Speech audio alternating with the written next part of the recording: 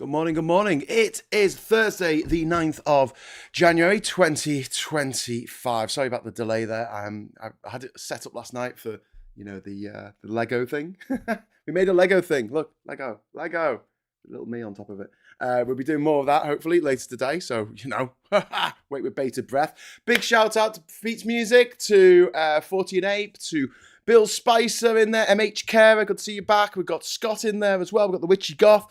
We've got the Cheese Factor. We've got Martin Harrow, many others. If you would like to join them in the chat, all you have to do is just press on the subscribe button like this. Click. You wait for 30 seconds and you'll be subscribed and you'll be able to join in with the conversation. How cool is that? Very cool, I think. So we're going to be talking about Trump. This is gonna be it for the next 4 fucking years. So strap in. What twatty thing did Trump do today? We need like a wheel, don't we? We can have a twatometer, the twatometer, and it can spin around. What's he done today? Oh, he's taken advantage of a disaster and turned it into political capital. So what he's doing is he's saying that the fires that are currently raging in LA, which have already killed a number of people and also destroyed thousands of homes, is the fault of environmentalists.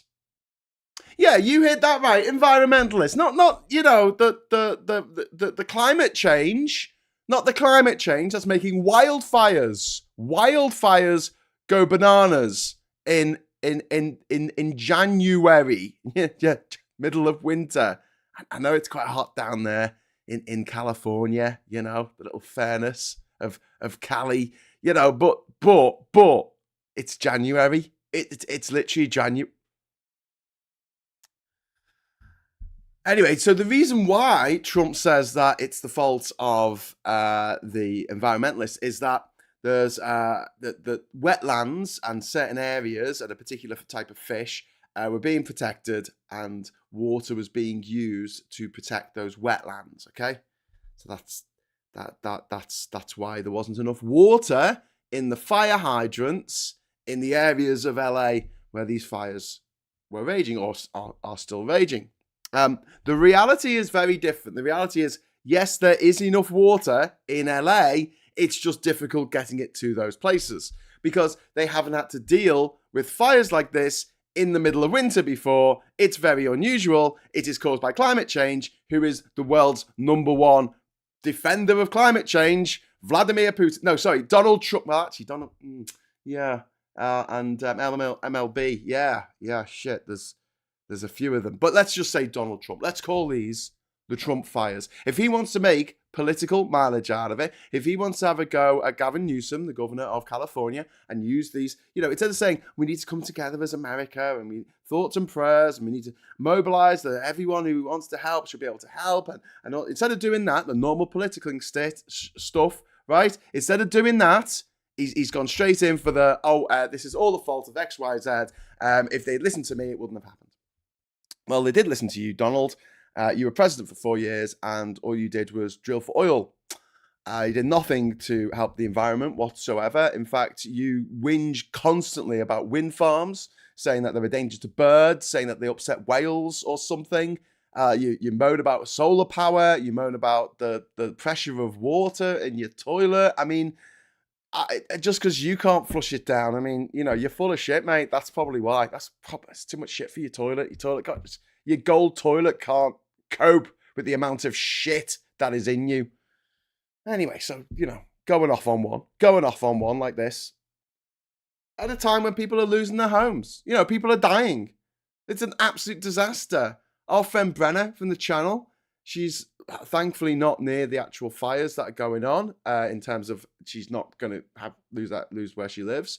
However, the air is black, like with smoke, like the people are breathing that toxic air and they can't escape, and people are trying to get out on the highway. It's gridlock. It's a disaster. It's an apocalyptic disaster, which I said would happen under Trump's watch. He's not even in yet. And instead of using this disaster as a way for Americans to come together and all feel, American together, he's using it as a way to win political points and say, ha, you see, this is the point of those environmentalists. This is the fault of these environmentalists.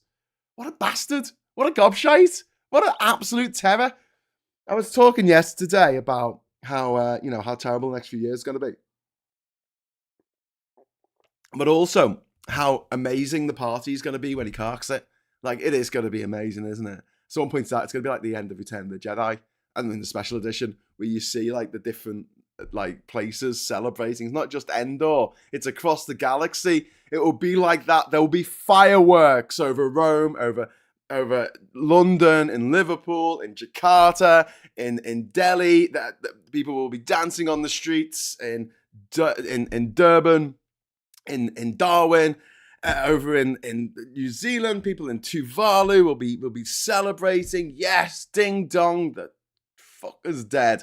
I know that doesn't really scan as well as Witch, but you'll see it. You'll see it across the world. I mean, I'll come into your messages in a moment. Hi, Scott from Ventura.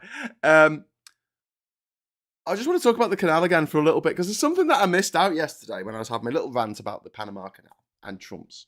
Because, you see, I do this thing where, when someone says some mad shit, I have a tendency to go, okay, how could we actually do that?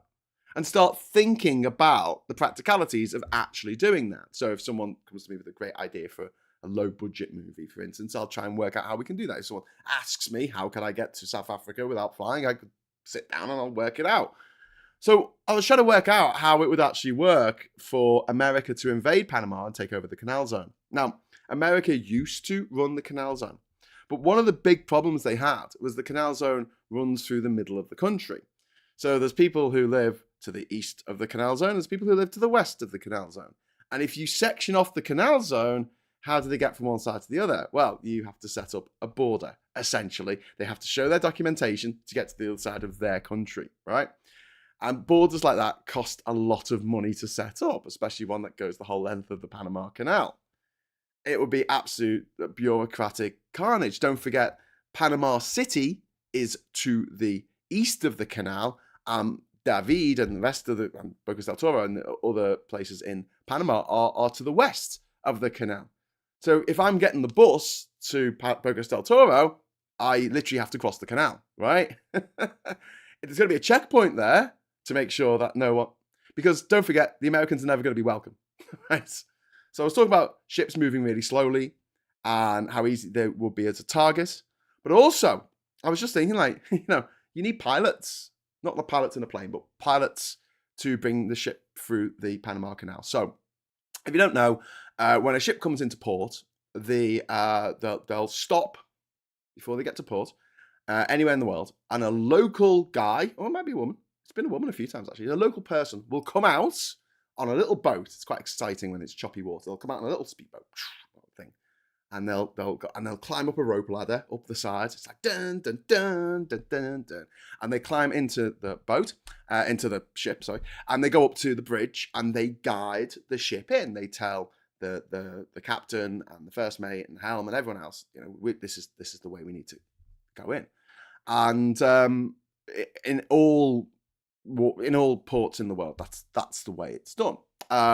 They can avoid hazards, and they know the lay of the land. Okay, they know it like the back of the hand. It's their own back garden, right? So Suez Canal, Corinthian Canal, the Panama Canal, any major shipping canal requires a pilot to be on your ship the whole way through the canal as you traverse the canal, right? So where are they going to get the pilots? Because the Panamanians are going to be like, we don't want you here. We don't want you here. So I suppose some Panamanian pilots might say, okay, well, I need the money. Yeah. But then you only need one. You only need one, okay? You only need one to do an Evergrande. Get to the narrowest bit of the canal and just say, hey, I know, let's turn around. Just turn around 180 degrees. And halfway through that, they get stuck in the canal. That's it. Canal shut down for weeks, possibly months. What if someone starts a fire on a ship while it's in the locks? Did you think about that? No, you didn't. You only think of yourself. The logistics behind it are like, you could get one person could destroy everything that Trump is trying to achieve by literally blocking the canal and stopping millions, you could argue billions of people from getting their stuff. One person can stop billions of people really easily from getting their stuff, especially if you're in a country, you are an invading force, you're a hostile invading force. It didn't work in Vietnam, it didn't work in Afghanistan, it didn't work in Iraq, because the locals hate you, they don't want you there, and if there's a way to sabotage your efforts, it's not even like they're trying to change the government, instead of regime change, they're trying to take over. Like the whole point of Panama. You got to understand, like Panama wouldn't exist if it wasn't for the Panama Canal. Because it was just part of Colombia. It was a province of Colombia. And they broke away over 100 years ago at the behest of the Americans so that the canal could be finished, could be dug. Well, I mean, it was finished because it was started by the same guys who dug the Suez Canal, but they had silly ideas. Absolutely freaking bonkers, mate. Bonkers. Off the charts lunacy. And I think in a lot of these situations, listen to me there. Someone should do a remix of that. In a lot of these situations where Trump will say something, I'll go, okay, I just imagine like his office, with these cokeheads and ketheads and fuckheads, and they're all sitting around and they're like, let's take over the canal zone of Panama. Idiocracy 101.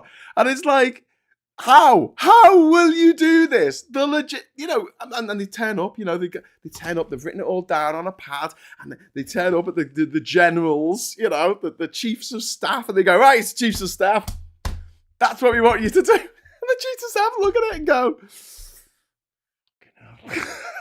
there's no way this can work. I mean, there's just literally no way on hell this can work. It beggars belief, and it will cost them more to have the troop station there, to have the checkpoints so people try to get from one side of Panama to the other, to get through the canal zone, which they'll be occupying, and they'll have to have soldiers all the way along the canal guarding a fucking bit of water. Meanwhile, they're opening up another front against Canada and trying to invade Greenland. I mean, it's just, you can have the biggest military in the world. Great, cool, bully for you, right? Doesn't mean you can win any war that you want to. See Afghanistan, see Vietnam. It doesn't. Anyway, so yeah, politicking, turning everything into a big political thing. I think that the Democrats are so shit. I just want to have a go at the Democrats for a moment before I get into your comments. Like, they're so why don't they just call them, these are the Trump fires? Okay, Gavin Newsom should just go, these are the Trump fires. Then people go, why? That's the question you want people to ask. Why? Right? Because the libs, the Democrats, the Labour, they're all very, like, I want to explain everything to you. And then, but they never get people to ask the question.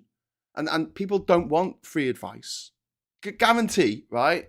99 times out of 100, if a friend says to you, this person has pissed me off, right? They don't want advice, okay? They don't want you to say, get better mates. They don't want to tell them what to say to this person who's pissed them off. They just want to have a rant. That's all they want. They don't want solutions. They just want a rant. And we need to understand this. Like, people who are Trumpy, right? They don't want stuff explained to them by someone who's a liberal. They won't listen. They'll just switch off, right? They don't want their worldview changed. They don't want to admit they were wrong, okay? So don't even go there. Don't even bother. Get them to ask the question. Why are you calling it the Trump fires? Because that'll get their back up, won't it? Get their back up. Why are you calling it the Trump fires? Because he's called them. No, he didn't. Yes, he did. He's made climate change worse. He's accelerated it. And these are the results of climate change. And then you get into a debate about climate change and the fact that Trump thinks that it's not real. You go, well, how come we're having all these fires then? Get them to then answer the questions. Get them to start with the question. Get them to answer questions. Why are we having all these fires then? Every year for the last decade. Anyway, moving on. Panama Canal will soon be unviable, says Billy Kershaw. Yeah, because of climate change. It's I mean, the new locks at Miraflores utilize a lot less water. And if you think about it, like from an engineering point of view, there is a way, and it's not a great way, but it is a way to get water up a mountain, and you pump it up.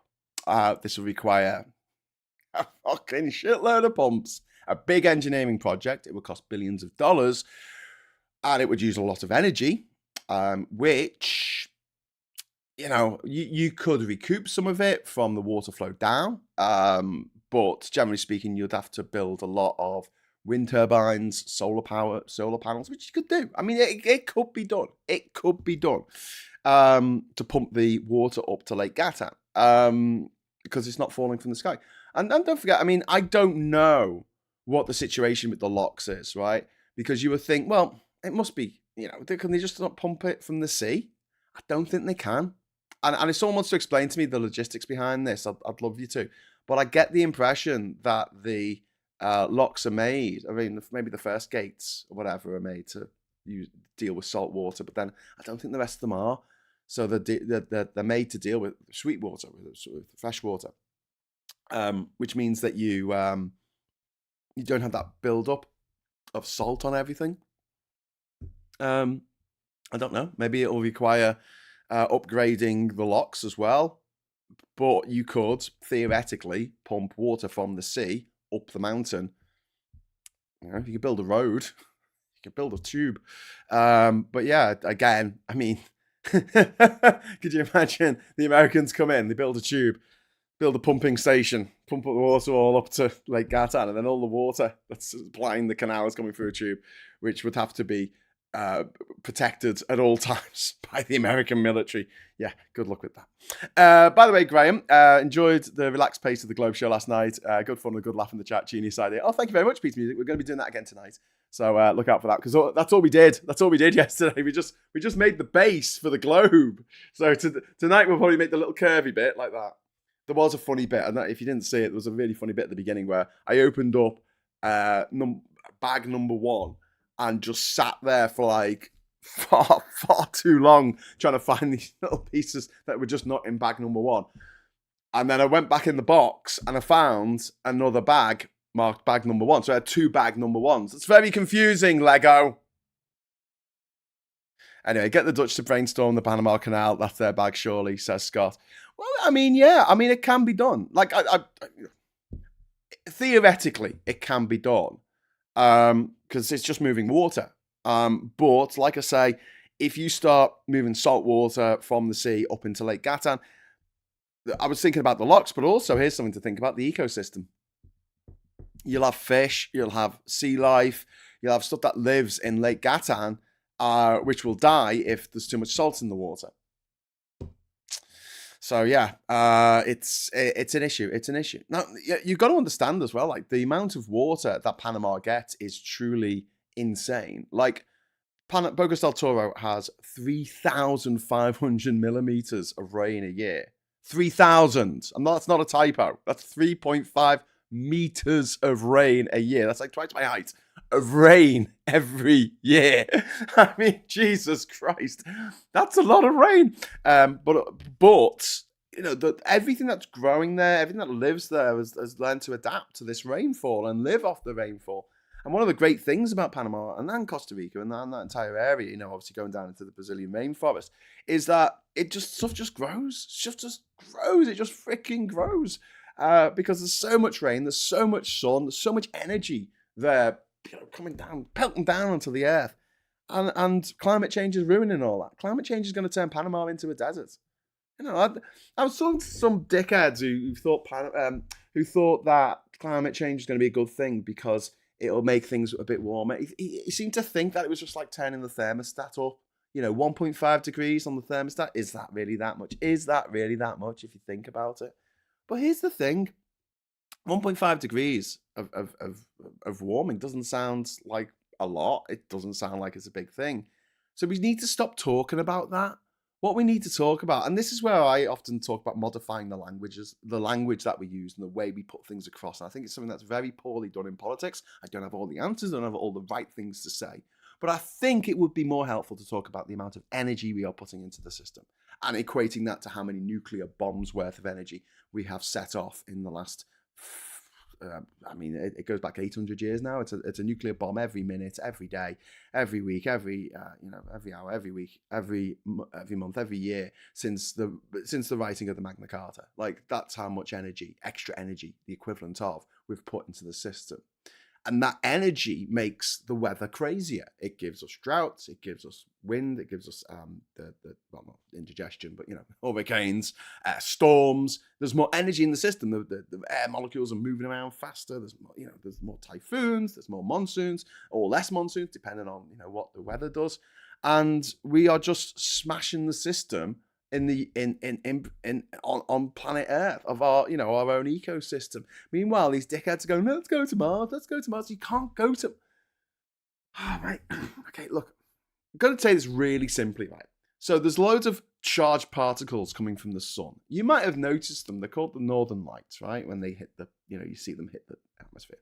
And the reason why those charged particles, those radioactive particles, which imagine them as billions and billions of microscopic bullets. That's the best way to imagine radiation. I know it's not quite what it is, but just imagine lots of bullets. So if you are, in the fallout zone after a nuclear bomb has gone off, you're having bullets shot through your tiny, billions of them shot through your body, and that's why it fucks you up, right? You imagine like you have some radioactive material, you hold it in your hand like an idiot. It's firing these bullets out at you, billions of them, and it'll fuck you up, right? And that's what the sun's doing all the time. It's firing billions and billions and billions of these trillions, quadrillions of these tiny bullets at the Earth. But the Earth has a molten core, which is magnetic, and it hits the magnet that is the Earth, and it bounces off. So we get some of those dangerous particles, but we have a magnetic core which bounces a lot of it off. We've also got the ozone layer, which helps as well with the radiation from the sun. Mars don't have that, mate. Mars has a solid core, and as a result, it's a barren wasteland that can never harbour life as we know it, because that life will be constantly getting bombarded with like billions of little tiny, atom size, molecule size, subatomic molecule size, subatomic particle size bullets constantly. And if you try and live there, you're fucked. And they're talking about terraforming Mars, and I'm like, how about we stop unterraforming Earth, right? Hey, how about that? How about you make that the goal? But Elon Musk doesn't want to do that because he's just as much in the hock of the oil producers like Saudi Arabia as the rest of them. They all just do what Saudi Arabia want them to do, and that's why you see so many crimes committed against women. Obviously the policies that have been put forward by the American Republicans, especially in terms of Roe versus Wade, the repealing of that, the Dodd's decision, which led to the states that just banned abortion. Even in cases of incestuous rape. I mean, just like fuck. Like, how is this the world we're living in? Well, it's because we are living in a world in which the things that happen are by and large dictated by Saudi Arabia and by Russia. And if you look at the morals and the values of places like Saudi Arabia and Russia, they are not the same morals and values as we have currently. And I know we can argue that those are the morals that we had 20 years ago, 50 years ago, 100 years ago, but we've moved on. And we don't think that it's right that women should not be allowed to get a mortgage or drive a car or have an abortion. We don't think that it's right that gay people should be put to death. But there's a lot of people in America who follow the Saudi Arabian model and go, yeah, I think people should be put to death for being gay. In Russia, down in Chechnya, people who are gay get put in camps to cure them, which is a solution that many Republicans, many conservatives in this country would actually want, because they see being gay as a mental health problem, as they do see trans people as having a mental health problem, and that's why they shouldn't exist or something, or don't deserve any help. And it's like, no, that's who they are. That's literally who they are. It's like saying someone has a mental health problem because they're left-handed. No, it's just who they are. And you can't help who you fancy. And if you fancy men and you're a man, what's the problem? What is the as long as you don't do any crimes, as long as you don't, hurt anyone, What's the problem? What is the problem? Yeah, I just don't like it. Well, don't marry a man then. Just don't. But yeah, this is the way the world's going, and it's just not great, not great. Hi Graham, are you still having a London meetup? Thank you very much, Veg Pie, for the super chat. I'm actually going to London this Saturday to meet up with the Movement Forward people like Josh Russell and that. They're having a meetup in London to talk about strategy and things. I'm terrible at these events because I mean, first of all, I don't think my opinion is particularly taken on board by a lot of people who are, I don't know. We have a caste system in the UK. I know we shouldn't. I know they shouldn't have a caste system in India, but they do. And we have a caste system in the UK. We just do. And the way the caste system works in India is baffling to anyone who's not from India because people will just treat each other differently depending on what caste they're from. And you're like sitting there going, how do you know? How do you know what caste they're in? You know, what the clothes they're wearing, by their accent, by the language they're speaking? Like, what is it that gives it away? And there's no straight answer for that question. They just know. And we do the same in this country. And I feel like me and a lot of people who watch this show, we are seen as, you know, the lower caste compared with a lot of people who are born into shitloads of money. It's as simple as that. You know, if that wasn't true, if that wasn't the case, then it would be a lot simpler for people like me to get into, you know, TV and films and the media, journalism, etc. And it'd be a lot harder for people who have no talent whatsoever, but were born rich, to get into those same industries. But have a look on privateschoolmafia.com and, you know, there's 1,200 names on there now. Wow. Anyway, but yeah, the other thing is my personality. I mean, ADHD. I'm having my assessment this morning. Finally, I can actually say yes, I've got ADHD. It's a given. It's a given. I've already won this competition. I don't gamble unless I know I can win. But yeah, ADHD. So if I'm in a meeting situation, I tend to get impatient and get a bit annoyed that, you know, we're just talking and not doing stuff. I'm like, come on, everyone, let's do the show right here. As is evidenced by the amount of output that I put on, you know, Politics Social, and also go on other people's shows and stuff. You know, I just love making stuff, whatever it is, whether it's Lego or short films or, you know, food. I just love making stuff. I just love doing stuff. It's just ADHD. It's a superpower, I swear. It's a pain in the arse superpower, but it's a superpower nonetheless. But the other thing is my personality. Like, if I feel like I'm in a situation where people expect me to be, you know, don't take what I've got to say seriously, I tend to lean into it. I don't know why, it's a stupid personality quirk, but I start taking the piss because that's just my natural defense mechanism towards, like, fuck you not listening to me. fuck you don't like my ideas. So yeah, I start acting up more, and then that doesn't bode well for future meetings. It's like, oh God, remember that time when Graham turned up and he drew a dick on the fucking whiteboard? And I'm like,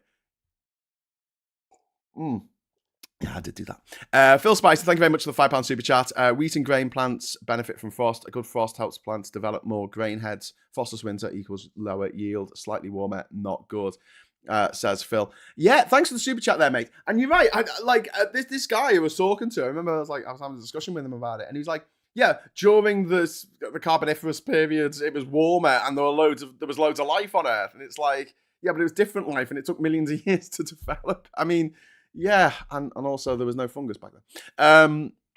It's a story for another day. But yeah, so I'm going to be going down to London on Saturday, and I was planning to make it the whole weekend. And if it had been the whole weekend, I would have done a meetup on the Friday or on the Sunday before I came back to Durham. But I've got nowhere to stay in London this time. One of my friends who I normally crash at is unavailable. So, and I didn't want to hassle anyone else at the last minute. So I'm just going down for the day.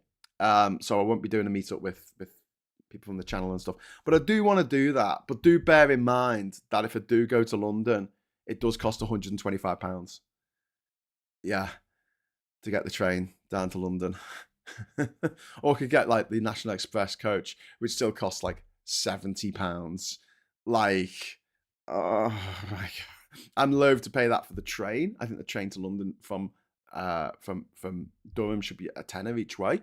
That's how much it should be for everyone. And there should be a train running every 3 minutes, and it's a tenner, and you get down to London and you come back from London and you move money around the country and you buy things. You buy a coffee in London, you come back, you can just do it. You can get around the country really easily. But no, we have a system where it costs so much money to get anywhere. And if you make one little tiny mistake, you put the wrong time, you put the wrong date, you get on the wrong train, you sit in the wrong seat, you sit, oh, whatever you do, you make one innocent mistake and it'll cost you. It'll cost you so much fucking money you will not believe. Here's something. You could park your car in the middle of the road, right? Stop ambulances from getting through, and you'll get a £30 fine. Maybe if they tow it away, you'll get an £80 fine, right? You pay more than that on the train if you get the wrong ticket. You're not stopping ambulances from getting through. Do you know what I mean? You're not like causing a nuisance. You're not causing the backlog of cars like 3 miles long. You just made a mistake. You made an innocent mistake. And in this life, we get fined for making innocent mistakes. It's like there's little drones flying around. You know, like in the movie Demolition Man, where they get fined for swearing.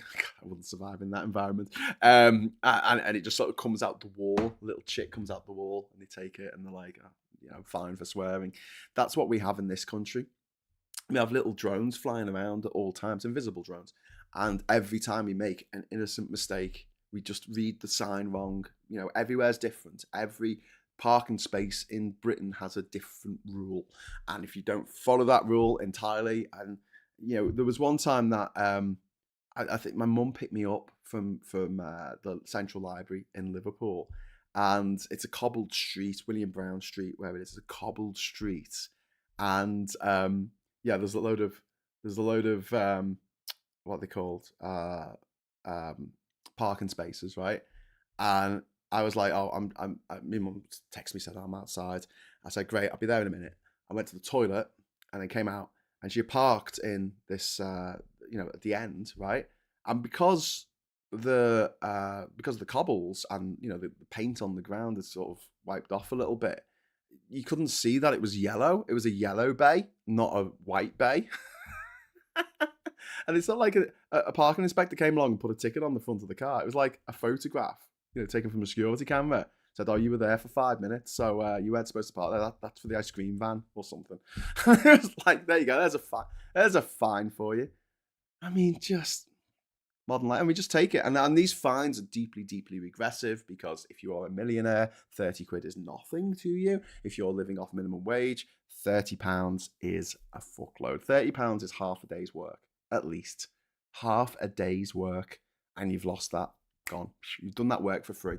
You've given all that money to the local authority or some private parking company that's making loads of money.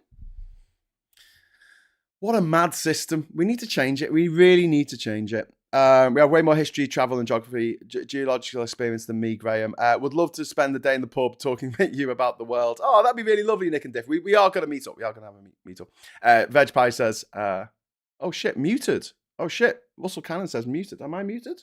Am I? Shit. Right. Anyway, we appreciate your ADHD, Graham. You're good company. Oh, thank you very much, Scott. I find that like loads of my mates have got ADHD as well. We tend to attract each other and also not piss off each other the way that we piss off neurotypicals. I mean, yeah, I get that. I understand that. Will the celebrities who lose their homes in the fire put pressure on Trump to change? No, I mean, there's nothing they can do. I mean, they're fucked. I mean, they need to get out of there. They need to go and buy an island in Panama. I know one they could have. A return from Paddington to London Paddington and back next day will cost me £118.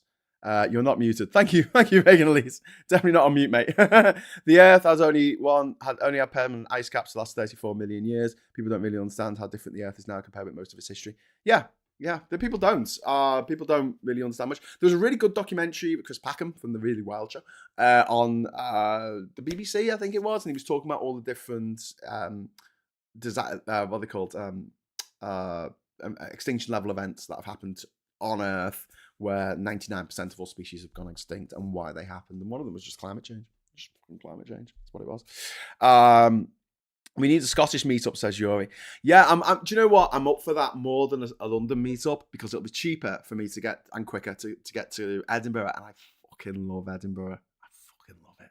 Like, I think after Liverpool, probably Edinburgh would be my favourite city after Liverpool. It's just awesome. London's all right, but it's just too big, and it's like normal life, except everything's a bit more difficult. But yeah, so yeah, I'd love to meet up. That'd be great. I've really gone on over time, haven't I? I've got to get prepped for. I don't know what to do for my ADHD interview. Do I have to be more ADHD to have to like put it on? Your ADHD is just superpower. Of course, you're very engaging, and your passion for the topic is contagious. From Victoria. Oh, thank you very much, Victoria. That's very kind of you. I was going to take us over to the papers. But I realised that we are way over time. But have you got anywhere to go? Do you want to listen to James O'Brien? Am I interrupting? Do you know what? Listen to this for a bit, and then listen to James O'Brien on catch up. And then what you can do is you can fast forward through the ads. That's what I do. I only start watching it. I only start listening at like past. So when the ads come on, or when there's a dickhead caller that I just can't be arsed listening to. Like a slow talker. Someone who talks really slow and doesn't say anything. I can't take it. My brain can't take it. So, yeah, the thing is that. Anyway, so yeah, we're going to have a quick look at the papers. Hellfire in the City of Angels, Los Angeles there. Just absolutely devastating scenes. Groomed by gangs, and now he's dead. Anguish over loss of only son, 40, Kaelan, in brutal bus stabbing. This is in London. A kid got stabbed on the bus, which is awful. There's a missing picture there, so I'm just gonna refresh. Market turmoil sounds red alert for Chancellor. That's from the Daily Mail. Groomed by gangs, butchered on bus at 14. Awful story. Reeves faces extra tax rises or cutting public services as UK's borrowing costs turn toxic. Well, I mean, it's panel of economists sends warning to Chancellor over toxic combination of factors hitting the UK. Oh, we're listening to economists now because we didn't listen to them for years over Brexit. They were just alarmists who got things wrong. But now we need to listen to them or something. Baby born aboard migrant dinghy. That's a story on the Telegraph there. Treasury steps in to halt market mayhem. Extraordinary intervention amid fears over budget's impact and higher costs of debt. This is government yields. Government bonds, which is something that has been triggered pretty much by Trump. It's not really the Labour Party's fault, but yeah, the fallout from Trump's win. Don't eat Xmas trees. That's from cover of the Star. Jesus. Europe's leaders warn Trump against meddling with sovereign borders, quite rightly. And there's a 45-minute drive to Newcastle. Well, that's good to know. So yeah, Vendetta, how are you? So what wasn't in the papers this morning, and it might have been in some that weren't on tomorrow's papers today.co.uk, was what happened in Parliament yesterday and the way it was reported on the BBC, which is going to be my other story I was going to talk about today, but we've run out of time. The way it was reported on the BBC was fucking disgusting because they were like, "Oh, Labour blocked an amendment that would have caused would have made another inquiry into historic sex abuse claims." No, I'll tell you what really happened. The Tories tried to derail a policy to save children now, to help children now who are being abused, and make a rule, like, amongst others, like you can't have abusive parents taking their kids out of school so they can abuse them more and no one finds out because the kids don't go to school, so no one sees the bruises, etc. There is a law that they're bringing in to stop that. The Tories wanted to derail that. Why would the Tories want to be on the side of the abusers? Why would they? And then the BBC and all the newspapers also on the side of the abusers saying, oh, well, we should have left it till 2023, 2031, 2032 until we actually did anything about this. We should have another report that we can then safely ignore once we're back in power, which is what the Tories did with the first report. They just ignored it. There were 20 recommendations and they used none of them. They're absolute fuckers. And we need to turn the narrative on them. And it's so dangerous when we have everyone who is controlling the means of communication went to school with someone who wants to control the means of communication for political reasons. Everyone. Every fucking last one of them. Don't believe me? Go to privateschoolmafia.com. I can't iterate this enough. There is no better way to prove to you or your friends, your family, or whoever who thinks that private schools are perfectly fine, right? Get them on privateschoolmafia.com. Go and have a look at it. 1,000 200 household names. It's everyone you see on TV, everyone you read about in the newspaper, unless it's about something horrific. The reason why people like Gary Lineker, Carol Vorderman get it in the neck way more than any of their counterparts is because they did not go to private school. And our caste system in this country runs deep, and people just know. I don't know how they know, they just know. And so when I'm in a meeting and there's people there who went to private school, I don't feel like my voice has any effect. I think that they've been taught so much self-belief in their schooling that everything they think is wonderful, everything they think is right. They have no space for doubt. They have no space for thinking, of alternative ways of doing stuff. It's their way or the highway. It is like the junkie who has kicked the habit and then wants to help other people. However, the only way they know how to help other people is using the method that they used, and they don't seem to understand that everyone's different, and there are different ways to skin a cat, and there's different ways to get off heroin. And the one that worked for you might not work for anyone else. Same for gambling, same for cigarette addiction, same with any drinking. What worked for you might not work for someone else. And we need to know that, and we need to understand that. But at the same time, a lot of my very good friends went to private school, and if I ever need someone to be really pushy for me to do something, to get something done, I'll get in touch with them. I'll say, can you do this thing? Because, you're better at it than I am. They just are. I taught it. I wasn't. Graham, do you think Trump will help the area of Los Angeles to recover from fire? No.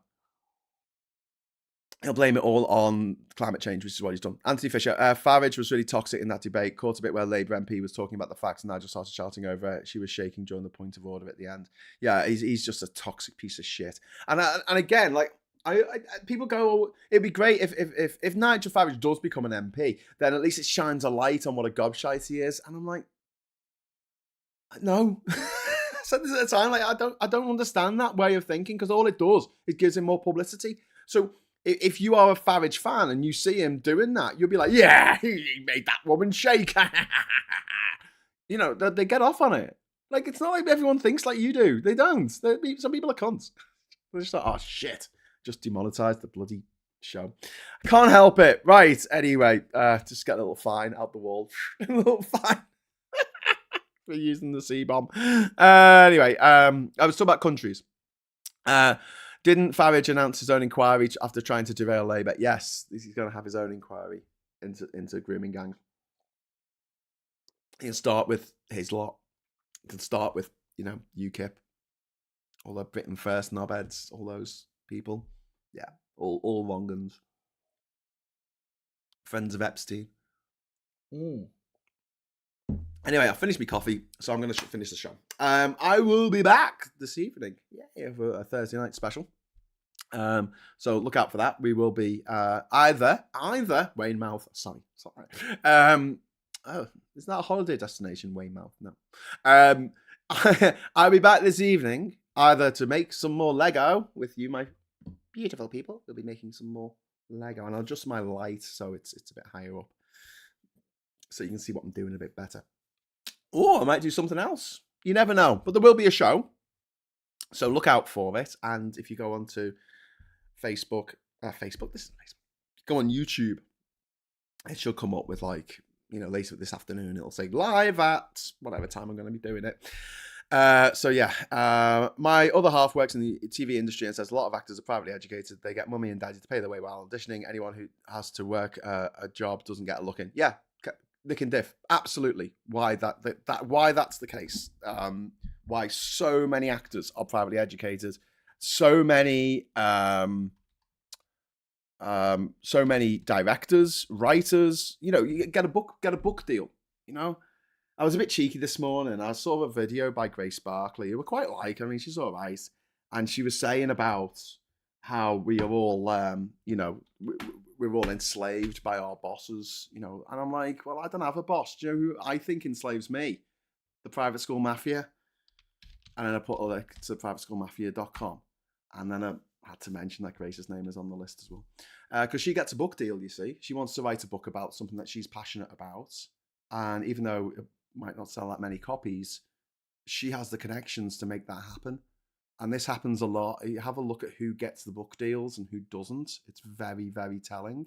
And it's not like I don't have a million stories to tell. I've been to every country in the world. I know I mention it a lot, but I do have a million stories to tell.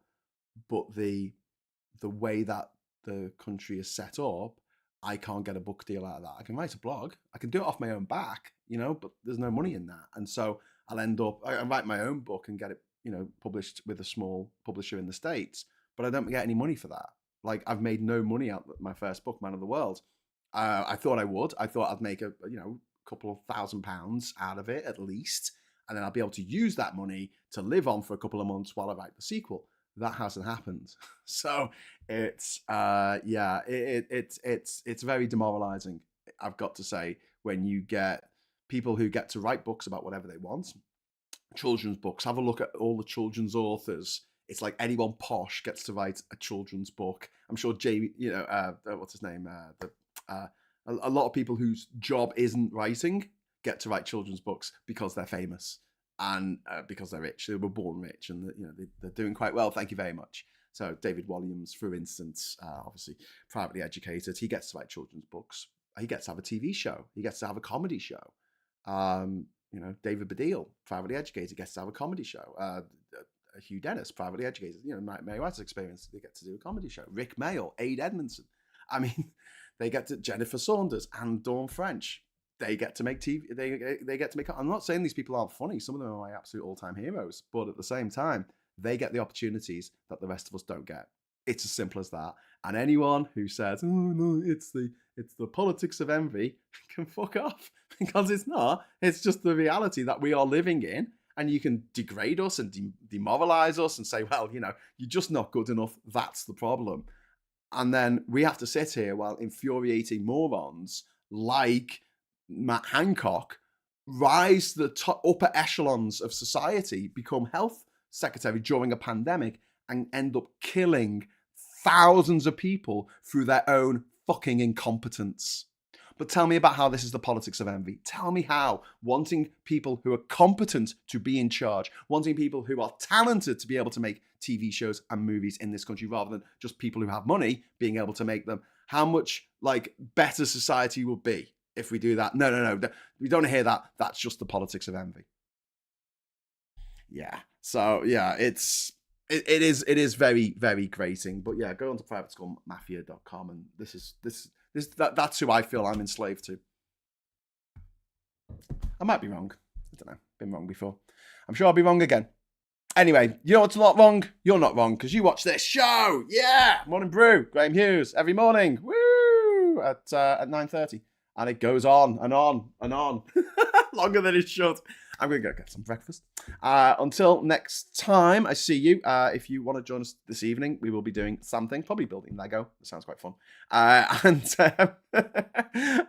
if you want to join us tomorrow, doing Morning Brew at 9:30 tomorrow. And then we have Phil Morehouse coming on the show at 1 o'clock for the agenda, talking about what's been going on this week. And we'll be talking a lot about the way that the Tories have handled, and Refuck and Nigel Farage have handled this whole thing with politicising the abuse of children, which is disgusting that they've done this, and they're using it for political gain. They don't really give a shit about the children who are being abused. I think a lot of them might have had things done to them when they were young at their posh private schools that Kenny Badenoch went to, that Nigel Farage went to, that Richard Tice went to, and that's why they turned out the way they did. That's just my working theory. Anyway, so join us for that. And then we've got, obviously, the Friday night social tomorrow night. So that should be a bloody good laugh. So we'll see you for that. And yeah, they shouldn't have... Phil who? Phil Morehouse. Did I not say Phil Morehouse? Did I say the wrong name? Shit. Sorry, Phil Morehouse from A Different Bias. Tune in. He's got over 200,000 subscribers now. I mean, he just pumps those videos out. He's very, very good. He's very good because he has to script them all. He scripts them all, He's reading from a script. It's fucking remarkable. I can't work that fast. He's very good. Your book is good read, Graham. Oh, thank you, Martin. Thank you very much. Yeah, get a publisher on the line. I've got another two. Well, I've obviously got more than that, but yeah. Anyway, the politics and an easy pushback, says George. Yeah, it's you're either a champagne socialist or it's the politics of envy. Infuriating. Right. Anyway, so thank you very much for watching. Give us a like on the way out. Thanks for the chat. Thanks for the super chat. Until next time, I'll say hello, good evening, welcome, and goodbye.